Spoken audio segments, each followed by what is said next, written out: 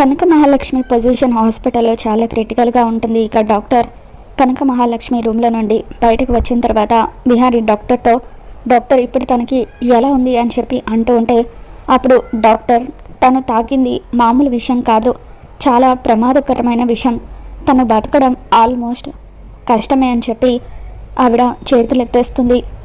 అంతా కూడా ఆ భగవంతుడి దయ అని చెప్పి తన వాళ్ళు ఎవరైనా ఉంటే వచ్చి చూసుకోమని చెప్పండి అని డాక్టర్ అనడంతో ఇక విహారీ కనక మహాలక్ష్మిని చూస్తూ ఎంతగానో బాధపడిపోతూ ఉంటాడు. ఇక గతంలో కనక మహాలక్ష్మి తన కోసం వ్రతాలు చేయడం, తన గురించి ఆలోచించడం, తన కంపెనీకి చేసిన సహాయం, ఇవన్నీ కూడా విహారీకి గుర్తొస్తూ ఉంటాయి. కనక మహాలక్ష్మి, నీ మనసు చాలా మంచిది, అటువంటి నువ్వు ప్రాణాలతో ఉంటే నలుగురు బాగుంటారు, నీకు ఏం కాదు కనక మహాలక్ష్మి, నేను బతికించుకుంటాను అని చెప్పి విహారీ గుడికి వెళ్తాడు. స్వామి, ఇప్పటి వరకు నాకంటూ నేను ఏ కోరిక కోరుకోలేదు, మొట్టమొదటిసారి కనక మహాలక్ష్మి కోసం కోరుకుంటున్నాను. తెలుసో తెలియకో మా బంధం ముడిపడిపోయింది. తనకు మదన్కి పెళ్లి జరిగితే వాళ్ళ నాన్నగారు కోరుకున్న జీవితం తనకి లభిస్తుందని, తను సంతోషంగా ఉంటుందని అనుకున్నాను. కానీ నిజంగా తన మనసులో ఏముందో తెలుసుకునే ప్రయత్నం మాత్రం చేయలేకపోయాను. ఒకందుకు తన ఈ పరిస్థితుల్లో ఉందంటే దానికి కారణం నేను కూడా. ముందే ఈ పెళ్ళి తనకు ఇష్టమో లేదో తెలుసుకొని ఉండుంటే పరిస్థితి ఇంత దూరం వచ్చేదే కాదు. అందుకు నన్ను క్షమించు స్వామి, దయచేసి కనక మహాలక్ష్మికి ప్రాణభిక్ష పెట్టు, తనని బతికించే స్వామి అంటూ ఇక అలా విహారీ మోకాల మీద కూర్చొని శివుడికి మొక్కుకుంటూ ఎంతగానో బాధపడుతూ ఉంటాడు. ఇక ఇంతలో స్వామీజీ అక్కడికి వస్తారు.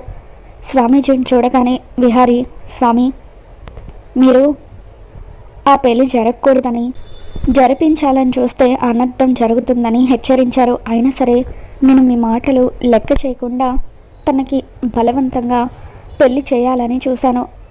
దాని ఫలితంగా ప్రస్తుతం కనక మహాలక్ష్మి చావు బతుకుల మధ్య కొట్టుమిట్టాడుతుంది. దయచేసి తనని బతికించండి స్వామి అని చెప్పి విహారీ అంటూ ఉంటాడు. ఇక దాంతో స్వామీజీ, మనుషులను బతికించే శక్తి నాకు లేదు విహారీ, మనుషుల తలరాతలు రాసే ఆ భగవంతుడికి మాత్రమే మనిషి తలరాత తిరిగి రాసే అధికారం ఉంటుంది.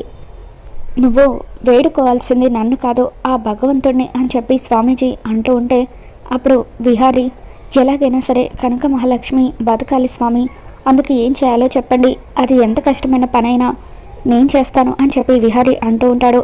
దాంతో స్వామీజీ, నువ్వు మృత్యుంజయ హోమం చేయాలి, మృత్యుంజయ హోమం చేస్తే ఖచ్చితంగా శివానుగ్రహంతో ఆ అమ్మాయి బతుకుతుంది అని చెప్పి స్వామీజీ చెప్పడంతో విహారీ, ఇప్పుడే నేను ఆ హోమం చేస్తాను, దయచేసి ఆ హోమం చేయడానికి నాకు సహాయం చేయండి అని చెప్పి అంటూ ఉంటే, తప్పకుండా బాబు, తప్పకుండా చేస్తాను అని చెప్పి ఇప్పుడే మృత్యుంజయ హోమానికి కావలసిన ఏర్పాట్లన్నీ కూడా చేస్తాను అని చెప్పి స్వామీజీ అన్ని ఏర్పాట్లు కూడా పూర్తి చేసి ఇక విహారీని అక్కడ కూర్చోమని చెప్పి విహారీ చేత హోమం జరిపిస్తూ ఉంటారు. మరో పక్క హాస్పిటల్లో లక్ష్మి కండిషన్ చాలా సీరియస్గా ఉండడంతో డాక్టర్స్ చివరి క్షణంలో తనకి షాక్ ట్రీట్మెంట్ ఇస్తూ ఉంటారు. ఇక తన పల్స్ నెమ్మదిగా స్లో అయిపోతూ ఉంటుంది. దాంతో doctor, make it fast, pulse పడిపోతుంది అని చెప్పి అరుస్తూ ఉంటారు. ఇక అలా నర్స్ వాళ్ళు లక్ష్మికి షాక్ ట్రీట్మెంట్ ఇస్తూ ఉంటారు. ఒక్కసారిగా లక్ష్మి స్పృహ కోల్పోతుంది. ఇక దాంతో డాక్టర్ తను చనిపోయిందని చెప్పి అనుకుంటూ ఉంటారు. విహారీ చేస్తున్న హోమం వల్ల లక్ష్మిలో చలనం మొదలవుతుంది. మెల్లిగా తన కాళ్ళు చేతులు కదులుతూ ఉంటాయి. మై గాడ్, ఈ అమ్మాయి బతికే ఉంది, ట్రీట్మెంట్ స్టార్ట్ చేయండి అని చెప్పి డాక్టర్ ట్రీట్మెంట్ స్టార్ట్ చేస్తూ ఉంటారు. విహారీ హోమం పూర్తి చేసిన తర్వాత స్వామీజీ విహారీతో, బాబు, నీ భార్య తరపున నువ్వు హోమంలో కూర్చొని తన పేరు మీద హోమాన్ని చేశావు, ఖచ్చితంగా ఆ శివానుగ్రహం మీ మీద ఉంటుంది. ఈ బొట్టు తీసుకెళ్ళి నీ భార్య నుదుటిన పెట్టు, తను తప్పకుండా కోలుకుంటుందని చెప్పి స్వామీజీ చెప్పడంతో విహారీ, అలాగే స్వామీజీ అంటూ ఆ బొట్టు తీసుకొని హాస్పిటల్కి వస్తాడు. తర్వాత విహారీ డాక్టర్తో, డాక్టర్, ఇప్పుడు తనకు ఎలా ఉంది అని చెప్పి అంటూ ఉంటే, ప్రస్తుతానికి ప్రమాదం ఏమీ లేదు. కానీ తను స్పృహలో లేదు కాబట్టి ఎప్పుడు స్పృహలోకి వస్తుందో చెప్పలేము అని చెప్పి డాక్టర్ అంటూ ఉంటారు. దాంతో విహారీ ఒక్కసారి నేను తనని చూడొచ్చా డాక్టర్ అని చెప్పి అంటూ ఉంటే, చూడొచ్చు కానీ తనని ఎక్కువగా డిస్టర్బ్ చేయకండి అని చెప్పి అంటూ ఉంటారు. అలాగే డాక్టర్ అని చెప్పి విహారీ కనక మహాలక్ష్మి దగ్గరికి వచ్చి తన నుదుటిన పూజ చేసిన దేవుడి బొట్టు పెడతాడు. లక్ష్మి, ఎందుకు లక్ష్మి ఇలా చేశావు? పొరపాటున నీకేదైనా అయితే మీ అమ్మ నాన్న ఏమైపోతారో ఒక్కసారి కూడా ఆలోచించలేదా అని చెప్పి విహారీ లక్ష్మిని చూస్తూ ఎంతగానో బాధపడుతూ ఉంటాడు. నువ్వు ఈ పరిస్థితికి రావడానికి కారణం ఒకందుకు నేను కూడా. నీ మనసులో ఏముందో నేను ఒక్కసారి కూడా అడిగే ప్రయత్నం చేయలేదు. ఎంతసేపు ఈ పెళ్ళి జరిగితే నీ జీవితం బాగుపడుతుందని మాత్రమే ఆలోచించానని చెప్పి విహారీ ఎంతగానో బాధపడుతూ ఉంటాడు. ఇక అప్పుడే లక్ష్మిలో చలనం మొదలవుతుంది. కళ్ళు తెరిచి విహారీని చూస్తూ ఉంటుంది.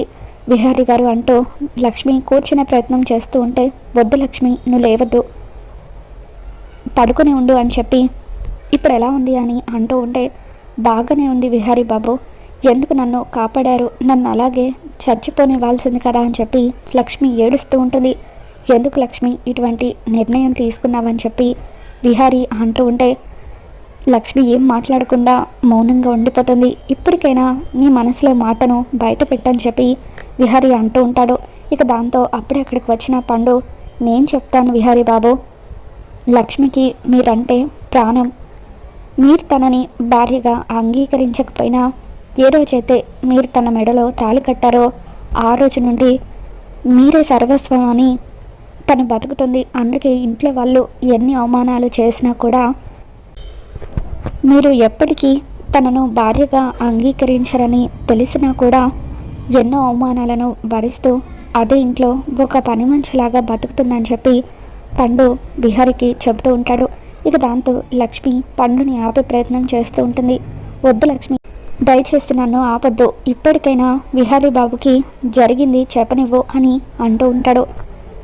మీకోసమే లక్ష్మి విషం తాగింది బాబు, మీకు దూరం అయ్యి ఈ పిచ్చిది బతకలేదు.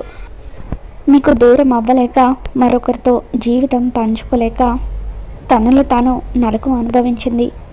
ఎవరితోనో పెళ్ళిష్టం లేదని చెప్పుకోలేక ఒత్తిడి భరించలేక చనిపోవాలని నిర్ణయం తీసుకుందని చెప్పి పండు లక్ష్మి తనని ఎంతలా ప్రేమిస్తుందో విహారీకి చెప్పడంతో ఇక విహారీ ఒక్కసారిగా షాక్ అవుతాడు. నిజంగా నువ్వు నన్ను అంతలా ప్రేమించావా లక్ష్మి? ఎప్పుడూ కూడా నేను ఆ విషయం గురించి ఆలోచించలేదు. దయచేసి నన్ను క్షమించు. ఎంతసేపు రెండు కుటుంబాలు ఒకటవ్వాలన్న ఆలోచనతో సహస్రాన్ని పెళ్లి చేసుకోవాలని అనుకున్నాను. మా కుటుంబం సంతోషంగా ఉండాలని కోరుకున్నాను. కానీ ఒక పక్క నీకు అన్యాయం జరుగుతుందన్న విషయాన్ని నేను గ్రహించలేకపోయానని చెప్పి విహారీ అంటూ ఉంటాడు. ఇక అలా లక్ష్మి తనని ప్రేమిస్తుందన్న విషయం తెలుసుకున్న తర్వాత విహారీ లక్ష్మి గురించి ఆలోచించడం మొదలు పెడతాడు. ఇప్పటి వరకు ఏ రోజు కూడా నేను నీ గురించి ఆలోచించలేదు. కానీ ఈ క్షణం నుంచి నేను నిన్ను మనస్ఫూర్తిగా నా భార్యగా అంగీకరిస్తున్నాను. ఏదైతే జరిగింది ఇంట్లో వాళ్ళకు నువ్వే నా భార్యవన్న నిజాన్ని నేను ఈరోజు చెప్పేస్తాను. పద లక్ష్మి, ఇంటికి వెళ్దామంటూ విహారీ లక్ష్మిని తీసుకుని ఇంటికి వెళ్తూ ఉంటాడు. మరి విహారీ లక్ష్మి తన భార్య అన్న విషయం ఇంట్లో వాళ్ళందరికీ చెప్పేసిన తర్వాత వాళ్ళందరి రియాక్షన్ ఏ విధంగా ఉండబోతుందో మళ్ళీ మన ఛానల్లో తెలుసుకుందాం. ఈ వీడియో మీకు నచ్చినట్లయితే తప్పకుండా లైక్ చేయండి.